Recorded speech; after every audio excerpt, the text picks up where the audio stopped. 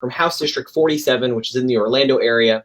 Since her election in 2018 and recent re-election, Rep. Eskamani has become a leading voice for climate action, water and land conservation, and for good government and access to the ballot. I'm also proud to say that Rep. Eskamani is one of our best allies in the legislature, and her staff are always willing to listen and help us in any way that they can. Representative, it is so good to see you this morning. Thank you so much for joining us today. It's a pleasure, Jonathan. Thank you so much for having me. And I am actually in my Tallahassee office, and so it's great to be in the Capitol. Because you get the cold weather today, I guess, and tomorrow too, I guess, right? Right, yeah. For this Orlando girl, it's definitely unusual, but we're bundled up and ready to keep fighting for this sweet earth of ours. Fantastic. Well, we're glad that you're here. So we have some big news actually that came out late last week, and I'm so excited to talk to you about it today. So you and Senator Lori Berman, you recently filed some legislation, which is kind of a new and improved version of a bill from last year that you filed. And it's to commit Florida to 100% clean energy by 2040. If you could you please give our members and our conservation voters a little bit about that bill information and what it aims to accomplish? I would be honored. Folks know that I am unapologetic when it comes to a lot of issues, including environmental protection and taking on the challenge that is climate change. So the past 3 years, every session I have filed a renewable energy goals legislation. The past 2 years, I filed alongside JJR, Senator Jose Javier Rodriguez, who is a champion on these issues, but no longer in the Senate. And this year, I teamed up with Senator Lori Berman, who's also a longtime advocate for clean, renewable energy, to put together a renewable energy goals bill 2.0, if you will. Technology is rapidly changing. We are at a place in this country where we can transition quickly and cheaply to renewable energy. It's all about the political will and courage to do it. And so what our legislation does, it's House Bill 283 and Senate Bill 720. It would put a goalpost in the ground to say, Florida, we're going to be renewable energy based by 2040 and carbon neutral by 2050. It also establishes a relationship between the Department of Energy and Department of Economic Opportunity to create a workforce board centered on clean energy. My hope is that when we can demonstrate the benefit of job creation through pursuing renewable energy, it'll entice more of my conservative colleagues, maybe to hold the same passion as I do when it comes to getting ourselves off fossil fuels, but do hold a interest in creating new jobs. And before the pandemic, clean energy jobs, including energy efficiency jobs and solar installation and manufacturing, were some of the fastest growing sectors in the country. And it can easily be revamped back up with investments made by the state and with goals set by the state to actually push fossil fuel companies into this direction. Yeah, that's just fantastic and so desperately needed. And I love your focus on connecting, this climate change problem. And it is a problem, but you are connecting it directly to, jobs and green infrastructure. And really, it's a problem, but it's also a wonderful opportunity in so many ways. And you're just hitting on it like exactly. And I think it's just fantastic. And one thing that I think more than a lot of people is, Florida is feeling the impact of climate change every single day, especially in your area, Central Florida. It means rising temperatures, inland flooding, heat stress, and many more intersectional kind of impacts. Orlando is, of course, home to many families from Puerto Rico who moved here as a result of the absolutely devastating Category 5 Hurricane Maria in 2017.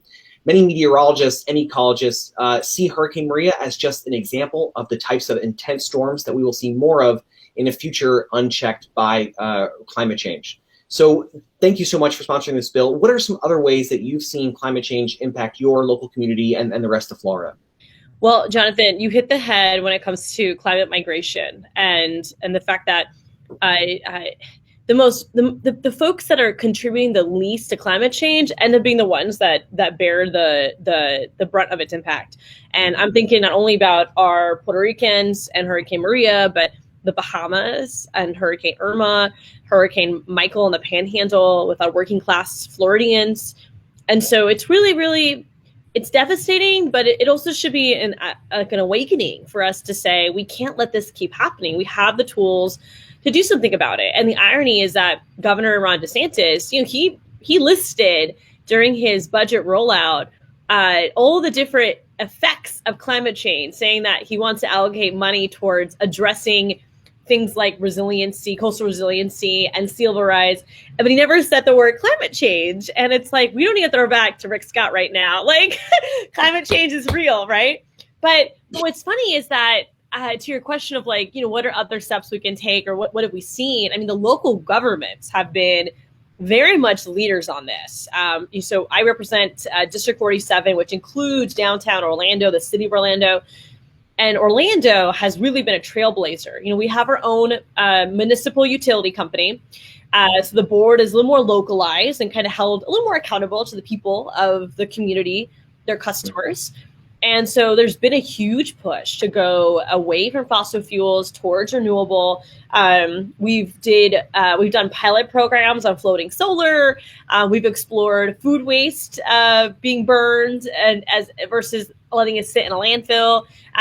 We have so many solar co-ops in my district as well. So folks kind of coming together to use economies of scale to make solar more affordable. And we've seen electric vehicles just pop up everywhere. We see some of our local government fleets converting to electric. So a lot of cool stuff happening at a local level, which we have to protect and support and enhance. And I am really disappointed to see bills filed this session that would actually preempt a lot of these goals, because that's the complete opposite direction. We don't need more preemption. We need to focus on the future, and the future is off fossil fuels. And the fact that Florida, the Sunshine State, is so reliant on importing oil from other states is wild to me. Like, we train in coal, from other states. We pump in natural gas from other states. There was a report done by Vote Solar that said it's costing us $5 billion a year to bring in these fossil fuels. Meanwhile, there's energy all around us, Jonathan, that we could be harnessing, and there's no reason why not. It's almost like we're the Sunshine State or something. I know. I know. Every time someone complains about the heat, I'm like, that's your energy source. So let's harness it. You won't complain as much once you see it like lighting your house. Yeah, exactly. You mentioned something just a minute ago about preemption. I just want to make that clear to our viewers. Preemption is when, say, the state legislature will tell local governments that they no longer have the authority to do something, that they can no longer make those laws that can impact whatever issue it is that they're preempting, right? So what you're talking about is that there are some kind of attempts here this year, in fact, to preempt all energy infrastructure and energy policy to the state. So local governments, just like Orlando, which really is a wonderful shining example in the state of Florida and the country, really, for how to do things right or getting on the right track. And the state of Florida is trying to say, no, those laws don't matter anymore. Well, and if you're wondering, who would do that? It's the utility companies and the petroleum companies. Like, I hate to say it, but these ideas don't come out of thin air, right? It's a special interest coming to lawmakers saying, hey, we don't like what's happening in, for example, Tampa in setting their own goals. It hurts our business model. We've been very good to you on the campaign trail in contributions. Will you sponsor this bill for us? I mean, that's pretty much how things go down here. Now, that's why I'm really proud to not accept money from any fossil fuel company, because I don't want to be held to that type of ridiculous dynamic. And I'm happy to meet with anyone and everything, but at the same time, I'm not going to be pressured to fall a certain way because you've contributed to my campaign. And so it's difficult because these are very powerful special interests in the state. We cannot deny that. But there's nothing that can match the fervor and the passion of everyday people advocating for these issues, calling their lawmakers. And so the more folks who are on board helping us get the word out, the better. Exactly. I love your commitments to all that. It's just really inspiring. So thank you for your leadership there. So, Orlando and Central Florida are rapidly growing areas. And as we grow, the challenges related to our environment grow. But how we solve those problems has a really difficult legacy across the globe. For example, too often we find higher levels of air and water pollution in communities of color, which, as expected, has adverse effects on children and residents' overall quality of life. How does environmental and climate justice weave into your plans to make Florida a cleaner, greener place to live? I so appreciate this question. I mean, we touched on climate migrants, and this does intersect with issues of environmental justice. But digging even deeper into environmental justice, we learned that not only are the externalities, the negative externalities of fossil fuels so often pushed upon our low-income and communities of color, but we also don't see low-income and communities of color benefit as much from the transition to clean energy. And so our bill actually defines, for the first time in Florida statute, environmental justice. We put into our bill this definition because the workforce board that I mentioned earlier would require an environmental justice voice to sit on that board. And our intention in doing that is we want to make sure that when there are new jobs created, that Black and brown folks and poor people also benefit from that job creation. And it reminds me of this point that I really want to make, that for the workers out there who have been a part of the energy industry, like our folks who work at the power plants or folks who are the ones shoveling coal or pumping natural gas, I mean, I want them to know that you're a part of this change. Like, this is not done without you. And thank you for powering our homes. Thank you for making sure that that we have air conditioning in Florida. Thank you for making sure that our cars have the fuel to go from point A to point B. You are a part of this change. And I want to make sure that every working class person, every Black and brown person, every person of every age isn't left out from this transition, that we're doing it together, which is why passing our bill is so important, because we don't want to be caught off guard. We don't want to be in a situation, another natural disaster, our outdated grid, that's so decentralized, falling apart. We don't want to be in a place where, for some reason, there's an oil and gas crisis. I mean, we saw during the pandemic, oil prices just plummet because nobody was driving anymore. It just wasn't even a demand. And if you have solar energy, you don't really have to worry about the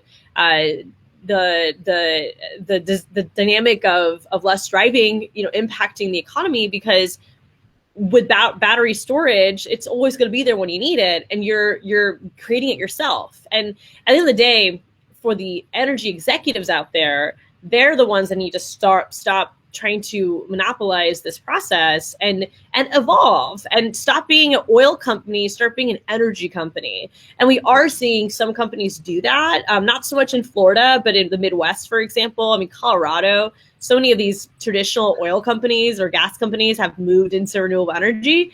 And more companies need to do that, but they got to do it faster. I think that's my biggest issue too, is that FPL will talk about the advancements they've made, which is great, but gotta go faster. And they're not willing to close down their gas plants until they absolutely have to, and that's not okay. Yeah, and you're exactly right. And I think it's so important for communities of color and low-income communities to be at the table when these major decisions are being made about their future, about our future. So thank you so much for your focus on that. And so in closing, would you like to share anything else on why this bill is just so important, or actually maybe even more importantly, what can viewers do, what can conservation voters do to push our leaders to act on climate this year, this session? Yeah, I love this question. So I'm sure there will be more bills filed that complement the work that we're doing on House Bill 283 and Senate Bill 720. But these bills in particular need your help, and we need your help right now. So our ask is, we want you to call your state senators and your state House reps and ask them to co-sponsor House Bill 283 and Senate Bill 720. The more support we can build around these bills, then the more likely we are to get a hearing. We also are pushing for Republican co-sponsors. So if you live in a Republican district, don't be afraid to make that phone call. This is not a partisan issue. This is an issue grounded in not only science, but in our economic future and in the future of our health and well-being. And I think that's really important, Jonathan, for folks to remember, is that we can't just talk about it in the context of climate change. We really need to talk about it in the context of preparing Florida for the future, creating new jobs, saving people money, saving people's lives. If we can reduce the number of asthma cases caused by dirty air, we are also saving the state money in hospital visits. I mean, all of this is tied to a stronger and healthier economic future. And when you are talking to lawmakers that maybe don't have the same type of knowledge base or passion that I have when it comes to environmental issues, at the very least, there's solidarity around the fact that transitioning to electric saves money, and it will also save lives. And so please help get some co-sponsors for House Bill 283 and Senate Bill 720. That's amazing. And to make it even easier for folks at home or from wherever you are in the state of Florida, we actually set up an online portal just last night for this. So oh my gosh! In the comments, and it's a really easy system. You can send an email, you can tweet, and actually my favorite function on it is that you can type in your phone number, and the system will call you and directly patch you through to your state house rep or your state senator, and you can just tell them, hey, please co-sponsor. Done. We're ready to go. Conservation voters support you, and throughout the year when we get comments back from our members, we always hear about how important it is for us to be working on issues exactly like this, climate change and clean energy. It's always one of the top issues. So your leadership is vital to the conservation voter movement right now. And I just can't thank you enough for your energy on this. No pun intended, sorry. And thank you. And really, we're looking forward to this bill moving this session as much as we can get it. And we're here to support you. Whatever you need, you let us know. You want to come back in the future and give us an update, we're happy to do that. I love that. We appreciate you. Okay. Absolutely. Thank you, Jonathan. Thanks for all of our voters out there. We appreciate y'all. Thanks for tuning in. Thanks.